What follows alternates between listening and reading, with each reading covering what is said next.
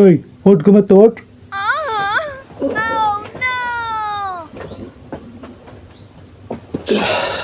কে এসে সকাল সকাল ডাকতেছো কে? ঘুমের তুই কি করবি মানে?